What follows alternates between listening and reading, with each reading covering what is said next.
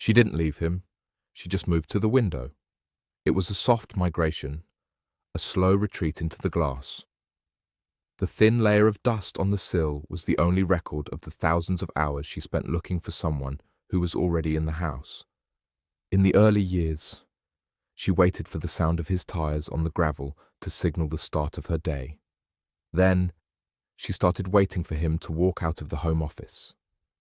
She sat there with a book she never read, watching the driveway, listening for the click of a door that never seemed to lead to her. He told her he was building their future. She believed the lie. Last Tuesday, her 7-year-old grandson tugged on her sleeve while she stood at her post. He looked up and asked, "Grandma, why do you live in the glass?" She froze. The reflection staring back at her wasn't a wife or a partner.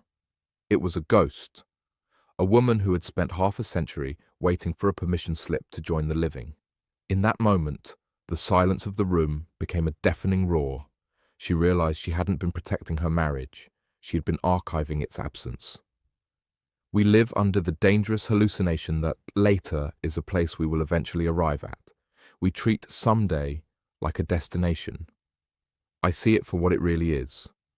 Later is the graveyard where we bury everything we were too busy to cherish. She didn't lose her life in a single tragedy. She lost it in the quiet evaporation of 10,000 afternoons spent staring at a road that never brought him back to her, even when he was sitting in the next room.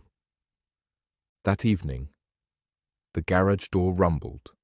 The ritual began, but for the first time in 50 years.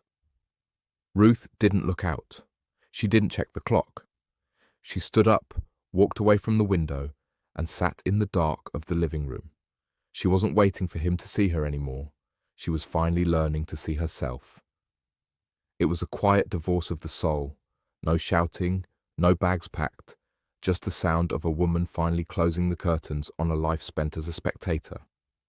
Time doesn't ask for your permission to pass. It doesn't care about your plans or your 5-year strategy for happiness. It simply keeps what you were too distracted to protect. Presence is not a reward for your hard work. It is the work itself.